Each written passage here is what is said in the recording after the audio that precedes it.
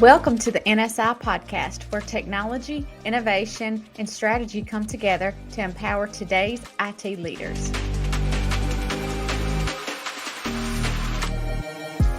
In this episode, we're joined by Chad Johnson, Director of Cybersecurity Operations and Services at Aron, for a candid conversation on security operations and leadership.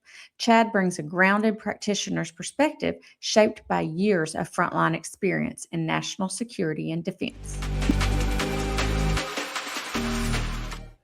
There we go. All right. Hey, Chad, how are you doing today? We're so glad to have you. Good morning. Thank you for inviting me. Good, good. Well, we'll just jump right into all about you. I see on your LinkedIn that you are a girl dad and you wrote a book, and that's so interesting to me. So I can't wait to hear about that and how you were with the FBI and the U.S. Army. So tell us a little bit about your journey and all those things. I'm so interested to know. Sure. Yeah, it's always interesting talking to people in cyber how they got to where they are, because it's always a different story. Lots of cool stories on how people got there. I didn't pursue it. I did cybersecurity, honestly. So kind of how that happened. When I joined the FBI, I had a master's degree in management information systems, very database heavy. And they said, "Oh, that sounds like computers. You're going to go to a cyber squad." I'm like, "Great. What is cybersecurity?" So, I did not have any kind of cybersecurity background. I had, somewhat of an IT background, but at the time that when I came into that, cybersecurity was becoming the big thing there at the Bureau, and really just had lots and lots of training opportunities, whether it was, certifications, courses, on the job training, and really just through basically on job training was really what it was, just working cases and learning as you go. It was a very slow start for me. It took a while to really feel like I was starting to really understand what is this cybersecurity thing. And the field's so vast. But so that's how I got into it. I worked at the FBI for 12 years. I was on the cyber squad there, as I mentioned. For people that don't know how that works, kind of after 9/11, the Bureau kind of had two focus areas: a national security and a criminal. The criminal side is really all that stuff you think about the Bureau traditionally working, bank robberies, right, frauds.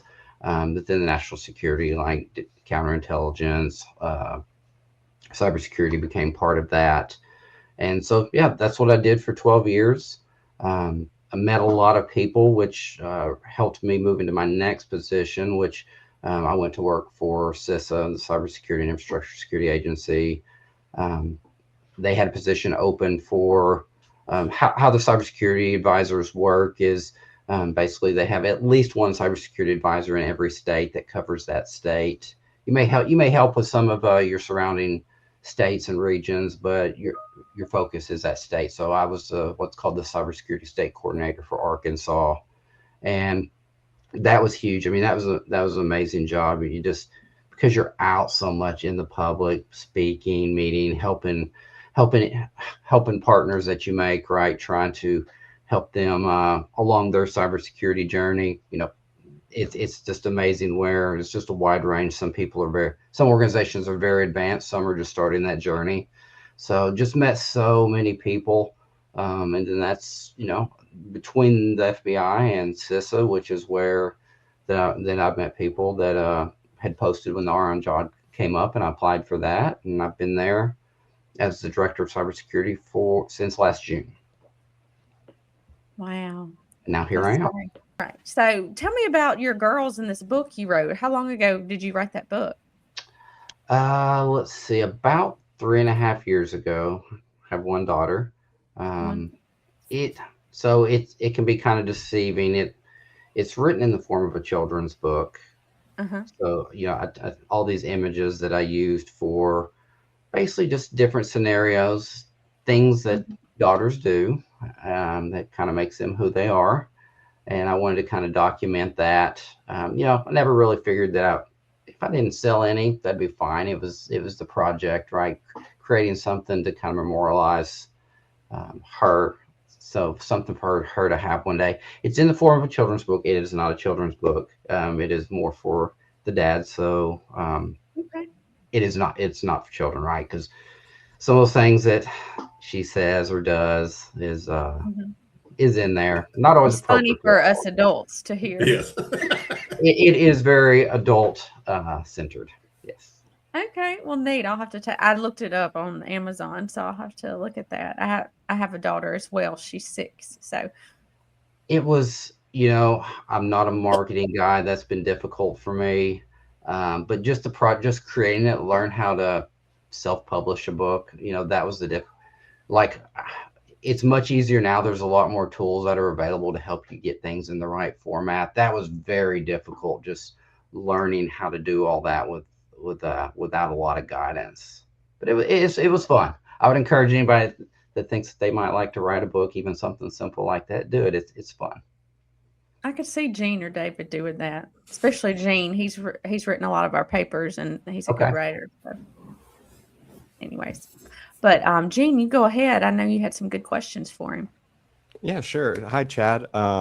I kind of wanted to touch on what you were talking about just a minute ago. That DoD to cybersecurity pipeline seems like something that a lot of people go through. I started as a contractor with the DoD and Okay. migrated more and more into the SLED cybersecurity space as well. But you did touch on like the OTGA, the on the job training.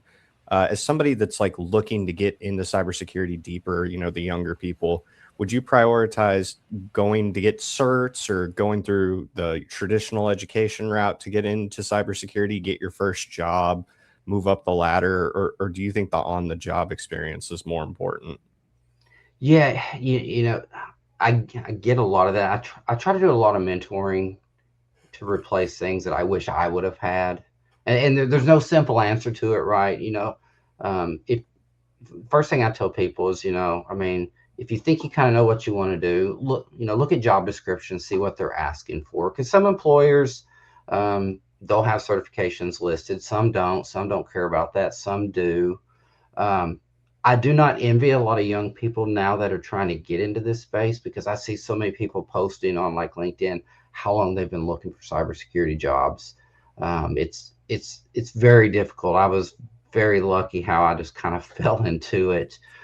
I personally love the higher education route. I love the certification route because for me, I really need, I like a structured way of learning things. Not everybody needs that. I do. I feel like it helps keep me on pace, but that's certainly not the only route to go. You know, the hands-on experience is huge. But that's kind of that chicken and egg is, well, how do I get the experience if I can't get the first job to get that Right. experience? And so, I really encourage anybody that wants to get into it, even if you're not new into it, build a home lab. That's huge, right? That's something I get. A lot of students don't have a lot of money. Higher ed can be very expensive. If you've got to take out loans a lot of times. But absolutely have that home lab. That's something that most people can do pretty inexpensively, whether you're setting that home lab up through, all virtual machines, or you go on eBay and maybe buy, some used routers and switches. Um, that's that's a great way to move from. I encourage doing both of those things. I love the virtual environment, the to set up networking and all that, but sometimes you also need that experience actually plugging things in, you know, Hmm. touching that equipment. And that's where, buying some used equipment online can help you do that.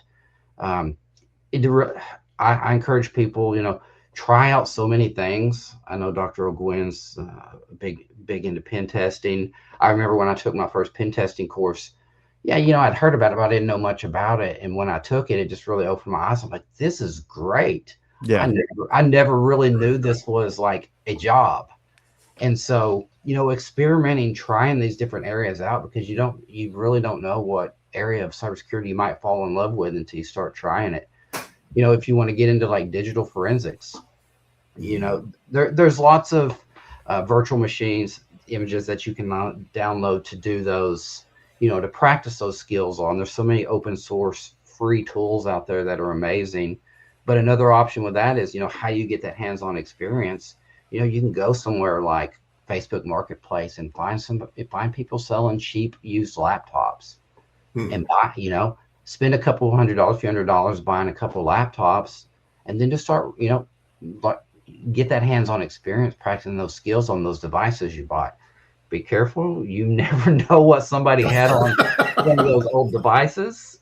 But I think it's just a great way because, with some of those images that you download, a lot of times you'll kind of know what's on there, what you're looking for. But if you buy somebody's old used device, you have no idea what's on there, right? It's kind of a blank slate. What do? Let's see what's on here. So there's so many ways to do it. But that another way that I tell like students that are like, well, how, we do all these labs in school, and that's not the same. It's not the same thing as actually getting that experience, which is what you want for your resume. Yeah, the papers are nice. That's great. But, look at maybe volunteering with like a small nonprofit or some small businesses that don't have any resources to maybe do a few things for them, right? Where you can actually get those hands-on experience. I think you got to be careful there, depending on what you're doing, so you're not liable maybe legally for some things.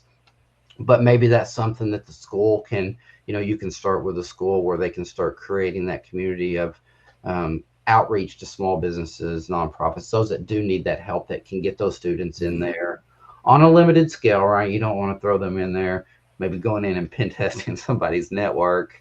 There could be a lot of liability there, but that's some ways that you can get, you just got to get creative with ways to get that hands-on experience, because that's, from what I see with a lot of the people that are posting online, is they're going through lots of interviews, or they're not even getting them, regardless of how many applications they put in, because there's a lot of people applying. So what's going to set you apart from that new graduate, or you definitely don't have to go down that higher ed route, but what's going to set you aside from whoever those other applicants are?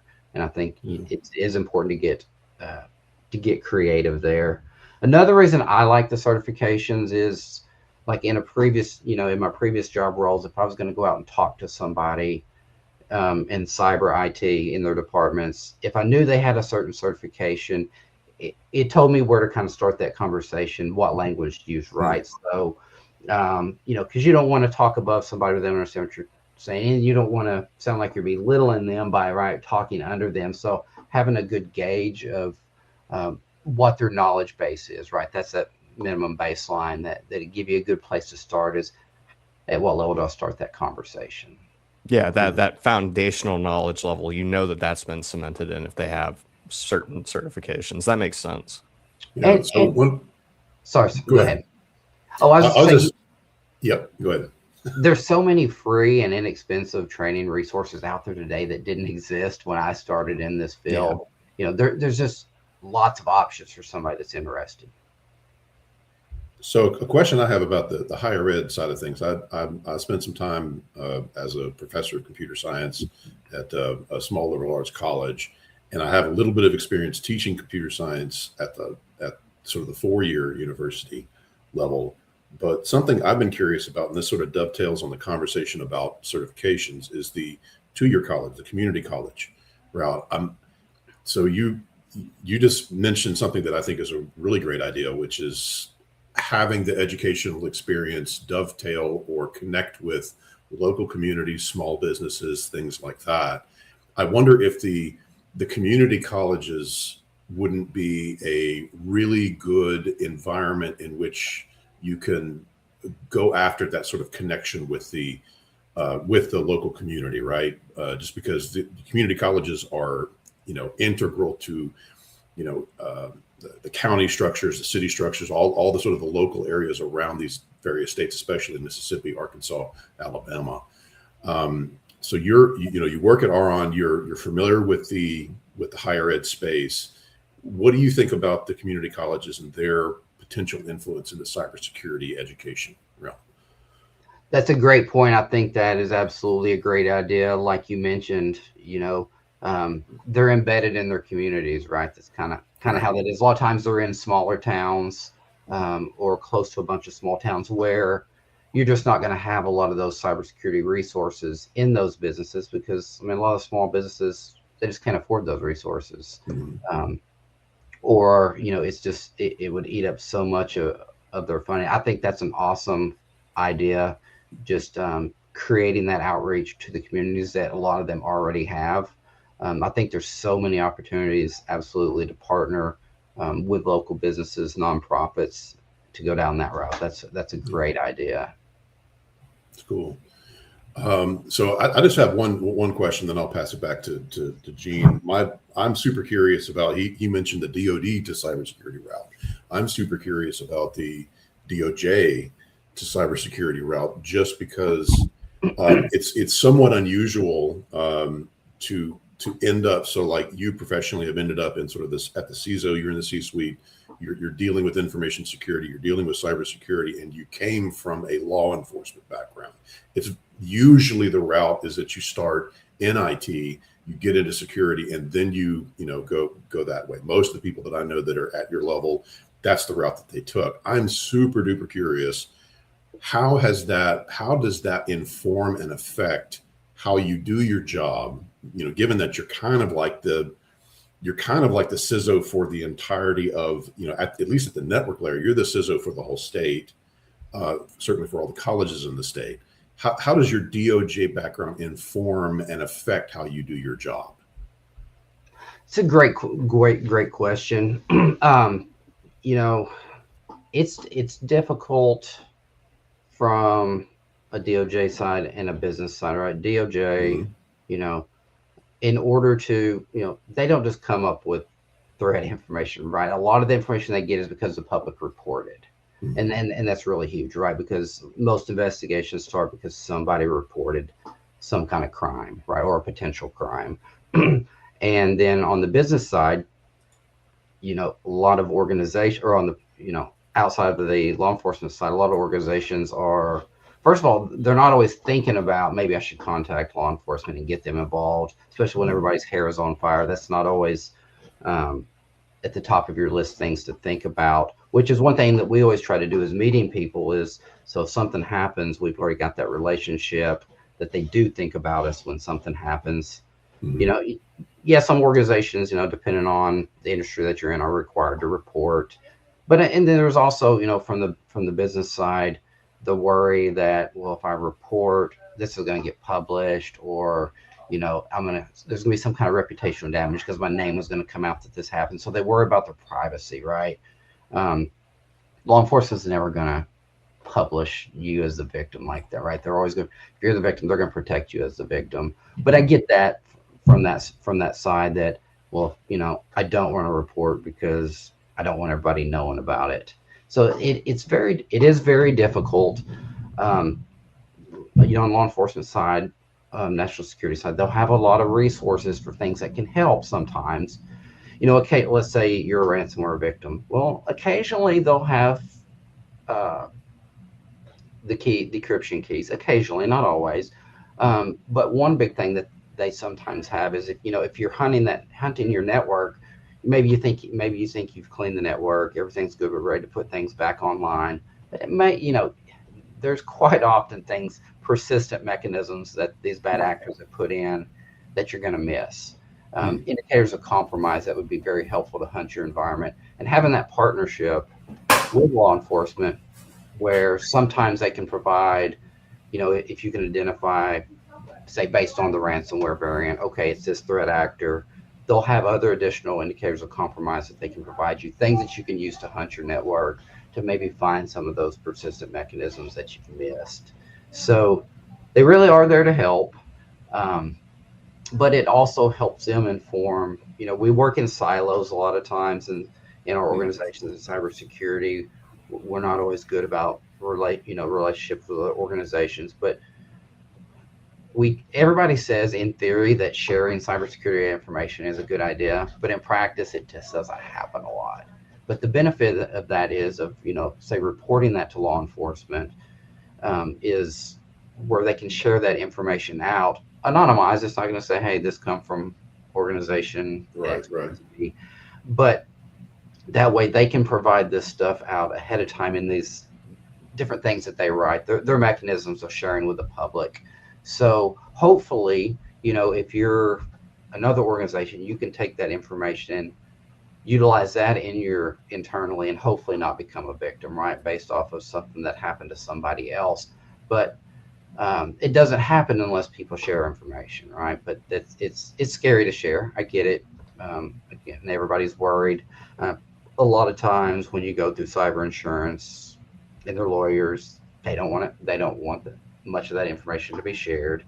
I get it. Their job is to protect the victim, but just sharing of cybersecurity information is so important because if sometimes people say, well, why should I share? Well, if somebody else shared that protected you, you want you want to reciprocate that, right? You may get the benefits of somebody that reported previously, and that would help you not become a victim. Did I answer that? Yeah, absolutely. So just a quick follow on. So so I guess if you could give a 10-cent tour of what RON is to the higher ed community, and along with that, do you find yourself in sort of a similar situation as law enforcement, being that you're the bridge among all these institutions? Do you find yourself as a sort of a sharing point for information, this sort of cyber information? Great question. So that is something that I'm trying to do. So for RON, we provide that network connectivity to all the public colleges, a majority of several of the private colleges, and then a few hospitals in the state. So I created something called a Cybersecurity Collaboration Working Group, and basically once a month. I know you guys have agreed to come and speak to us in May, which thank you for that. Absolutely. Is to bring together participants from all of our member organizations. To come together as this once a month where we're going to do some kind of training, or we're going to have some kind of speakers. But it's not just a once a month thing, right? I'm trying to bring everybody together into this platform so they can do that, share amongst themselves, because some of our smaller members may not have some of the resources that some of our bigger ones do. Maybe they've purchased maybe they're going down the new Microsoft route, security, but one organization is not really sure how to implement it yet. Well, we've had those other members that have been doing that for a while, and we can bring them together to help maybe train each other, give some best practices. So that is huge. And the nice thing about the group that we've created is it's not just C-suite cyber and IT people. It's not just help desk people. You've got a wide range of system admins, cyber leadership, basically anybody within our membership that's cyber and IT. We're trying to bring them in because even if you're not in a leadership position, you may want to do that someday. And this is a chance to find people for mentorship opportunities, other training opportunities. It's just a great you can get on all kinds of email feeds, for cyber threat intelligence, what's going on in the cyber world. But these are people all working very, in basically the same industry, right? So it's a place for them to talk cybersecurity, how that works within this particular industry where it may be different in others, because they have a lot of the same hurdles to jump through, right? So hopefully we can get them to where they want to be quicker than going out and trying to find resources on their own. Well, that's absolutely fascinating. It just seems like to me that RON is uniquely placed, and I guess organizations like it, like in Mississippi we have Mission, but y'all are uniquely placed as a great candidate for information sharing and as a clearinghouse for cyber information. So I'm actually we're super excited to be able to come and talk with you guys in May and sort of be part of that, because it's I think that's super valuable. Absolutely. Thank you. I encourage I'm trying to encourage all the members different members to come and present also during our meetings. I get not a lot of people like to do public speaking, but the great thing is it's usually virtual, and so that's easier than in person. But I remember, lots of people don't like public speaking. I remember when I was at the FBI, one of my supervisors said, all of you on the squad are going to start going out and doing cyber presentations. Like, oh no. It's the worst thing I could have ever heard. I did group presentations in school. We all did that. But now I'm going to go out and people are going to be looking at me. What if I don't know what I'm talking about, right? I'm going to have those people in the audience that are so much smarter than I am. This is the worst thing in the world. And, the first couple are a little rough, but after a couple, it's like, I actually like this. This is pretty cool. And I started going around the state doing a lot of presentations, which really helped me when I came to CISA, because I did a lot of that. I was, in constantly speaking, whether it's at just organizations or at events.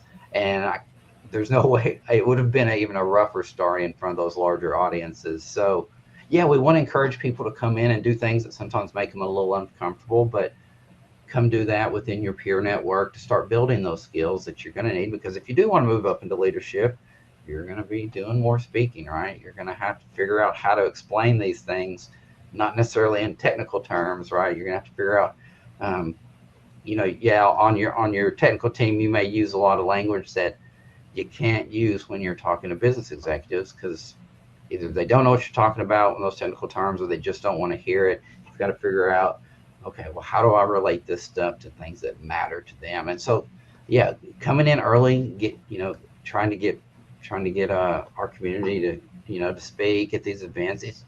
You can't go wrong learning to public speak. Absolutely. I have to ask you a question. Yeah. Dr. O'Gwen, I'd be interested in hearing about your PhD journey. I'm starting mine in the fall. Oh, okay.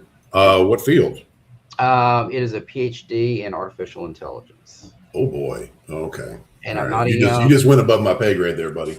I'm not a 25-year-old guy in college going after this. I'm a little older in life, and I have more things going on. Well, that's super awesome. I wish you the best of luck in that. It's the PhD journey for me. It was, it started basically me wandering around in my 20s, and I eventually stumbled into the fact that I love programming and I love computer science, and that's how I ended up in the program. But I did it as a sort of standard research assistant. I was not doing it as it was my full-time job, right? Okay. Which for younger people, if that's what you want to do, that's probably the best way to do it. And in STEM, you stand a really good chance of being able to pay for your graduate school by getting a research assistantship or a graduate assistantship or a teaching assistantship, et cetera. But if you are an adult that is a full-time, you're full-time employed and you're going after this, the real key is going to be balance, time balance, right? There's obviously the class load. That's one thing. But don't give your own research short shrift. You do in fact have to work closely with your advisor. I'm sort of assuming that is this an online program that you're working through? Okay, it is an online program. Will you have an advisor that you will be meeting with periodically? You will. Okay, so having a good relationship with them and knowing what sort of research load that you might have in terms of writing and dissertation and so forth, and giving that plenty of time, because the last thing you want to do is, because this is the number one most common thing, is the dreaded ABD, right? All the dissertation, right? You have done everything they need to do except the dissertation. So getting in the habit of writing early and often, even if it's just notes in a journal, so journaling your process, getting yourself used to the writing process. So assuming that you have a dissertation requirement for this, getting yourself used to that writing so that when the dissertation comes, it won't feel like such a monumental thing. That's really my primary advice, because I had to, for me, the dissertation wouldn't have happened if my wife hadn't What my wife at the time hadn't told me, get it done. It's time for you to be done. Right. So you're obviously a lot more aware of yourself than I am, or at least I was back at that time. But that is making sure that you don't go ABD, which means making sure that you are in a habit of writing about your research, so that when the time comes to write that dissertation, write that thesis, it won't be so painful. Right? That's primarily what I would say. That's great advice. I appreciate that. Yeah. So, Gene, I know you had a bunch of questions, and did you want to go ahead and go after those, sir? Yeah, sure. So we were just talking about the forum that are on holds pretty regularly. I liked that you touched at the end about the conversations that surround cybersecurity with executive leadership. I know that's something that a lot of people struggle with. Is there a specific focus that you like to place when you're talking to people of, let's say, various levels of technical ability? Do you, because we do a lot of outbriefs with clients where we have C-suite all the way down to the network engineers that are in the call. And we will typically try to lower the level of technical language down to where the C-suites can understand it, because at the end of the day, that's where the funding comes from. Is that kind of the general rule that you work with? How does strategy work at your level as far as communication? Yeah, that's a great question. One thing I find is helpful is to, before you have those conversations with the people at that level, is if you don't, finding somebody you can talk to. Hopefully you already have that relationship, because somebody invited you in that can give you that background on the execs. Hey, what is their background?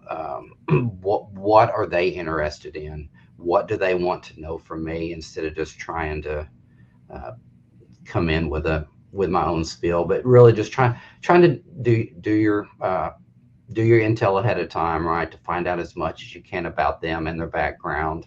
And then I think based on maybe even roles that they've had in the past, can give you a good idea of a way to approach that conversation with them. Because it's difficult. They want to hear about things like, how much downtime, or, is this new project going to cost them? Is there, if they get compromised, what kind of reputational damage might they have? Things that are going to cost them money, right? That's Right. going to make the business look bad. And that's kind of the way that I approach it.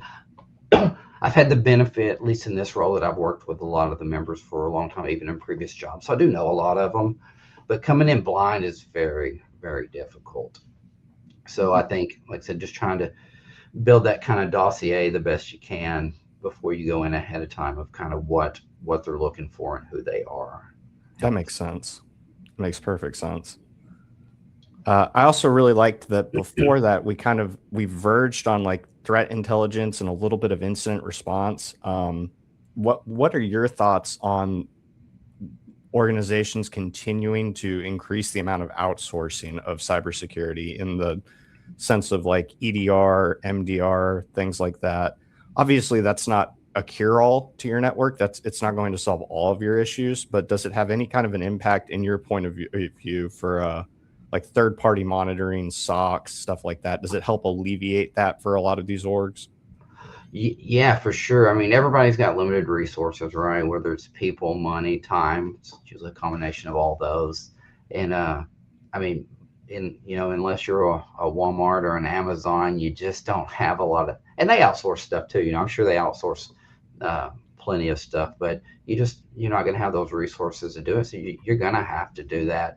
But, EDR was, what I remember early on was the big thing. EDR is hugely important. But then there became like MDR and, extended or XDR. So, what are all those things? How do they all fit together? You can have the EDR. That's great. You should have.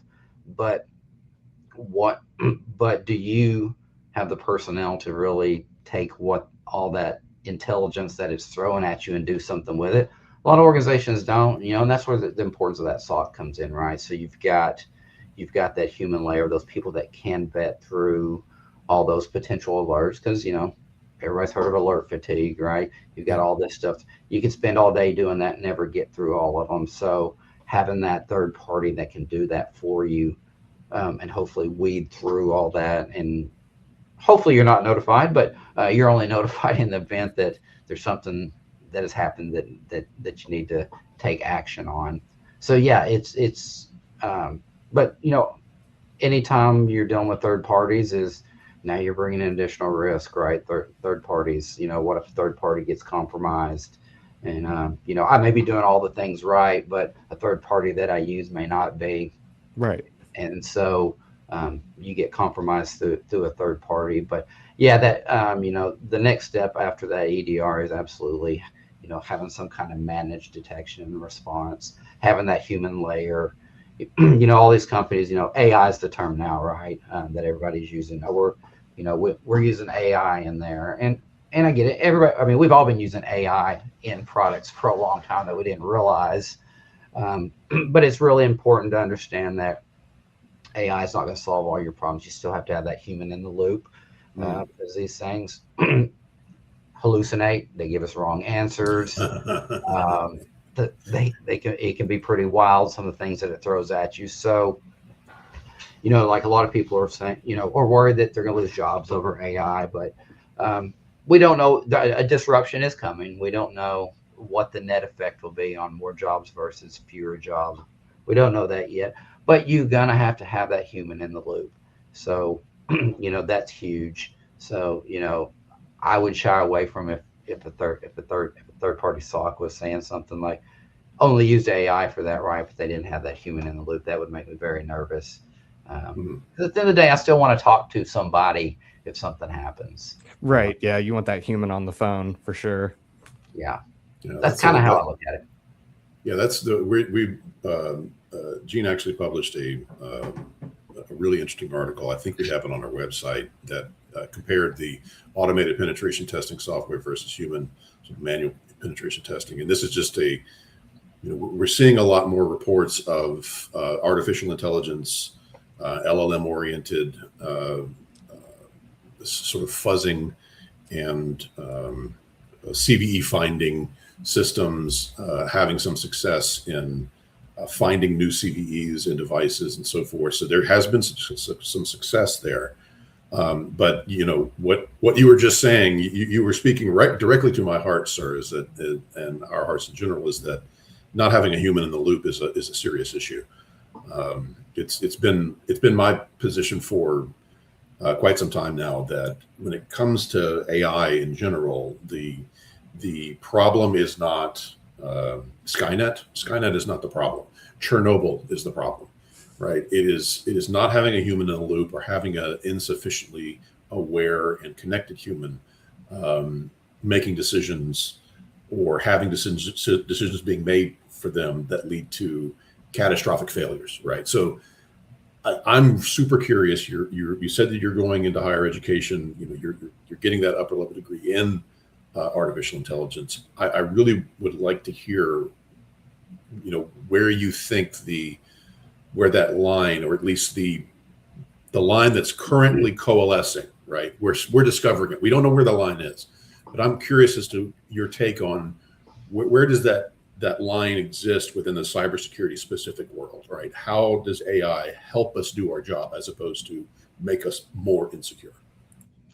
That's a great question. A lot of that I don't have an answer for, but I think for us as individuals, there's so many things that we can do with it that, if we can help alleviate some of those monotonous tasks, those mundane things that we can automate through AI, that's going to, and not just in cybersecurity. I hope a lot of organizations aren't going to take the efficiencies that they can get out of it and say, well, now we can just get rid of people. We don't need these people, right? That's where a lot of the job losses will potentially come. But I hope people will look at it as like, okay, we were able to free up 25% of, on average of an employee's time. Okay, we don't need to get rid of 25% of people. They now have that 25% extra time to innovate and grow to our do business. better at their job, to be better than they were, right? Sure. Improve our current products or create new products, right? Grow that business, expand, don't just stay in the status quo trying to save. I get everybody's trying to, everybody wants to reduce their financial load, but yeah, use that to, like I said, give people opportunity to become creative. If you give people the chance to do those things and maybe run with some projects, people will step up and do it, especially if they know that you're not just implementing these technologies to potentially get rid of them, because they're going to fight back over that the best they can, right? I know they're going to get rid of me once this is implemented. No, we're going to allow you to have more time to be more creative and, come up with new ideas for the business. So I hope we see a lot more of that than just saying, great, now we don't need 25% of these people. Yeah. But one of the big things that I think we have now that, say back in the late 1800s when many people were farmers, technology started coming up and got rid of a lot of the need for so many farmers. That knowledge, the world didn't have that knowledge at that time that was coming, that they needed to start looking at getting additional skills, right? Because who knew what was coming next, right? Well, that opened up a lot of labor for the Industrial Revolution.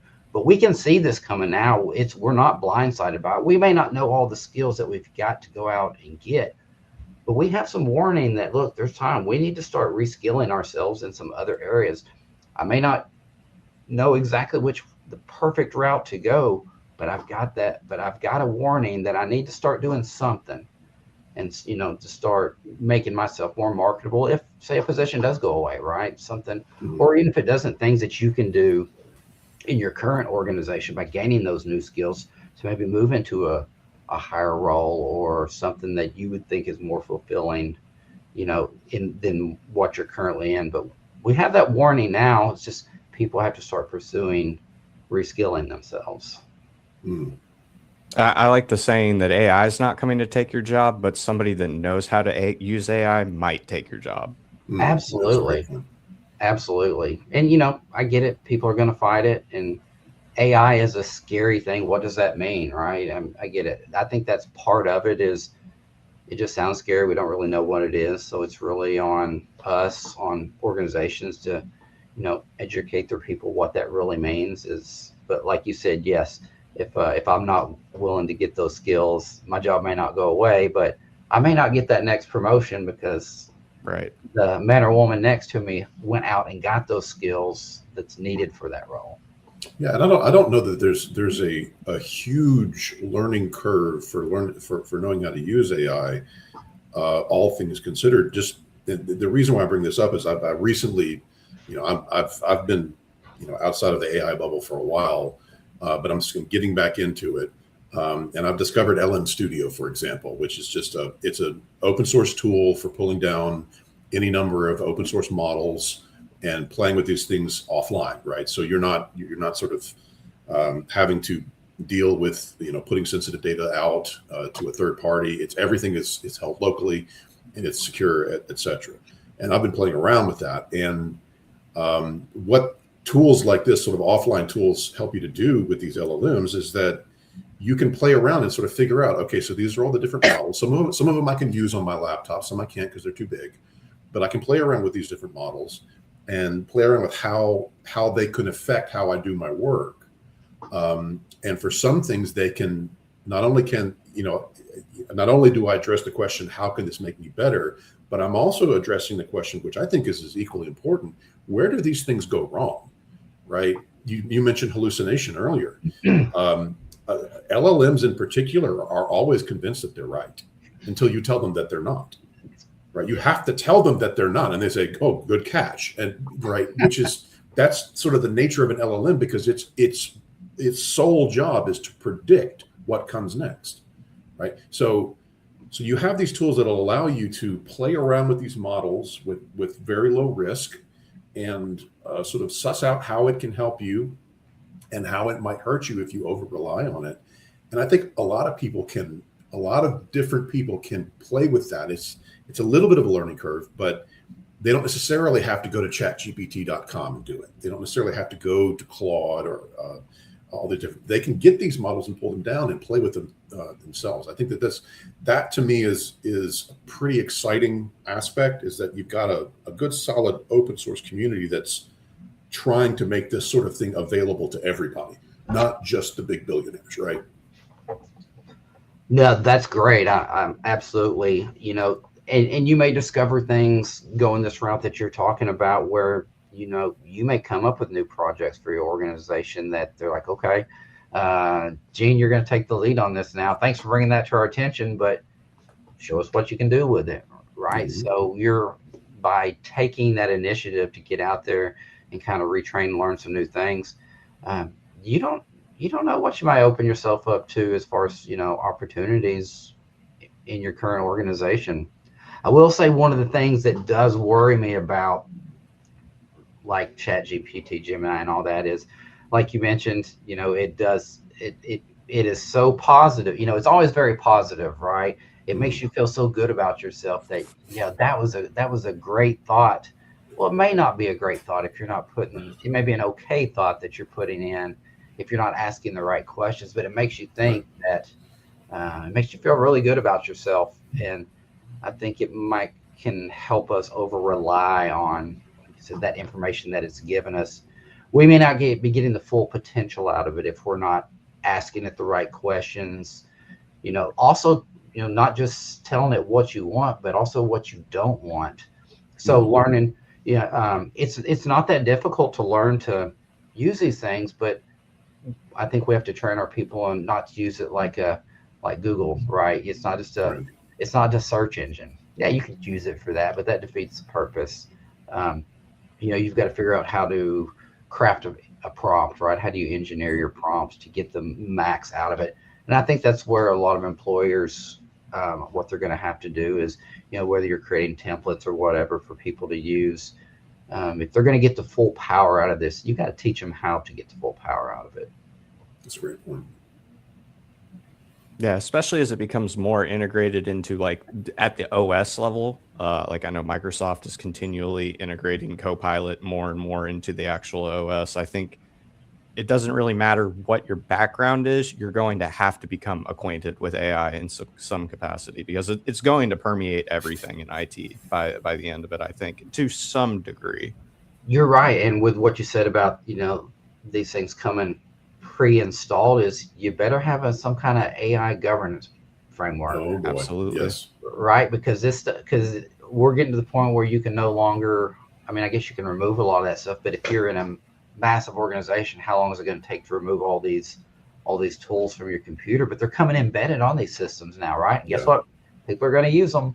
Yep. Well, if you don't tell them how to use them, what's acceptable and what's not acceptable, they're going to use them. And it's not always going to work out well. So yeah, that framework is huge. I think, you're going to have that, just like we talked, we're familiar with shadow IT. Now you've got the shadow AI. Mm-hmm. Yep. What are people using, right? They're just downloading tools. They're putting sensitive information. They just don't think about it. It's one thing I learned is, it's easy for us, like in cyber, to forget that a lot of people don't know what they don't know. We see this stuff every day, so we think about it, but they don't. That's not their job, right? For most people, that's not the field that they're in. And they just don't think about it like we do. And we forget sometimes that they don't have that information. They don't have that background. So it's up to us to, we're educators. We have to be. Yeah. Yeah. That's the question of, shadow AI, and have somebody at a hospital, heaven forbid, a doctor or somebody like that, taking patient data and then throwing it into ChatGPT, right? What you've done is you've essentially, you've performed a HIPAA violation just by using that technically, right? And a lot of these organizations, recently HIPAA has increased the number, the severity, and the amount of controls and requirements on the health information privacy. And a lot of these organizations, these controls organizations, and the risk managers out there, the question of how do you deal with AI is going to become integral. Like just what y'all are saying is that if it's completely integrated, how in the world are you going to know, like you were saying, where all the sensitive data is going? How can you know that without getting into essentially the intellectual property of Microsoft, for example, right? You know, that how they deal with your data is basically a trade secret. So how do we deal with that, right? I don't know. Do you know? I honestly don't know. That's a great question. It's, you know, it comes down to balancing that some level of trust, because, you know, this third party can tell you they're doing or not doing this with your data, but at the end of the day, you don't really know what's going on in that black box. And what are they really using it for? Are they using it to retrain their tools? I can tell you they're not, but it's difficult. You know, I think we're moving in kind of to I watch a lot of things on YouTube about all these new tools and stuff that people are coming up with, like the Claude bots and all that. And it's scary. It's like the Wild West. These things, you connect them to the internet and you think they're going through your computer to read your email to help you, do a lot of these things to make your life easier, and they are. But what else are they going out there doing? I mean, if I hook one of these devices up to my home network and it goes out and attacks some other organization up or downstream, now, who's going to be liable for that, right? Right. I think it becomes scary when you start writing to disk with AI. That gets a little concerning, at least for me. Yeah, but we're in a good place if somebody's interested in that field, to kind of start trying to chart that territory, right? Trying to create those best practices. Somebody has to create the best practices. Why not you, Gene? Right? So, well, he's done it. He's doing that right now. We're trying to help with that, but absolutely. And we need a lot of people to do that, because there's some frameworks out there now, but they're going to change. They're going to they're going to grow as AI changes and develops.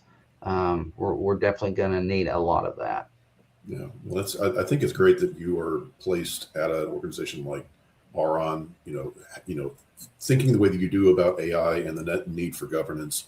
Do you believe that you're going to be able to use sort of your position or the place that Auron has within the university system to help educate these organizations about this? Because these are places that are relatively open, right? The university system is a relatively open environment, but of course they also, places like University of Arkansas, et cetera, they're still doing government level research, right? They're still doing research on sensitive data. So do you feel like that there's a good future for Auron in terms of helping with building the AI governance that you're talking about? I do, for sure. Over, we'll say a year ago, I was hearing questions that, people were talking about this, and I'm just like, I don't know what you're talking about. And for me, it was kind of scary too. Where do I even start learning about AI, right? There's tons of YouTube junk out there, but some's good, most is not, I don't feel. But trying to go down that route, because there is a lot of opportunities to help, especially, if you're, you've got researchers out there that are using a lot of these tools and they may not understand the security implications. So yeah, if I can help start guiding researchers or people that are using it, I think there's a lot of opportunity to do that. But in order to do that, I've got to have the experience and the education and the knowledge for, and I've got to build that trust with them for them to, allow me to come in and assist. So building that trust is really important. Absolutely. Well, we are coming up on an hour right now. I am curious about final thoughts and any final questions. What's the best way if folks wanted to learn about what Auron is doing and learn about what you're doing and your journey and so forth? Do you have any links or places, anything like that? Yeah, you can always go to the Auron website, auron.net, or I'm on LinkedIn, like you mentioned before. Chad Johnson's not a hard not a hard name to find on there. Mhm. You know, if people want to reach out, I'm always happy to talk and chat and learn new things. You know, I mentioned earlier, it's important to be a mentor, but you know, mentors and mentees, right? We should all always be learning. This field is so huge. There's no way for anybody to ever know everything about everything, and those relationships are important. You never know when something you're trying to do, somebody else has that knowledge that you've made that peer connection with that created those relationships. You can't get a lot done in cybersecurity without relationships. So, Right. yeah, reach out to me on LinkedIn. Always happy to chat. And thank you. I did want to ask just a quick, since you were in the FBI, do you have a quick story that would be fun and neat to hear before we end? I've been the whole time wanting to get one of those quick stories in. Let's save that for another one. That give me some time to think of a good story. That A would good be, story. would be Okay. interesting. Give me some time to think through it. You've got how many years to go back to think through those stories, huh? Yeah, it's been a while. Okay. Yeah. All right. Been on a Well, minute. Thank you all so much. I really enjoyed hanging out and chatting with you. we did too. Well, I thank look you so forward Thanks for much. coming. Yeah, I look forward to you all coming to speak to our members in May. So thank you very, very much for that. Yeah, we're definitely looking forward to that. We'll talk with you about what we're going to be doing and make sure that we're going to be able to give the most that we can to the folks in your organization and at that meeting. So again, thank you so much for coming and talking with us. It's been a great conversation. I'm looking forward to coming to that, if for no other reason than to sit down and talk with you about AI, and we can rant and rave and talk about all the fun stuff. But yeah, that's me. Gene, did you have any other final thoughts? No, thanks so much for coming, Chad. It was great talking with you. Yes, sir. And if you all ever need anything from me, just reach out. All right. Thank you. Y'all have a good day. All right, you too. Thank you for listening to the NSI podcast. Don't forget to hit that subscribe button and share the episode. Got questions or topics you want us to cover? Reach out. We'd love to hear from you. For more information, visit us at nextstepinnovation.com.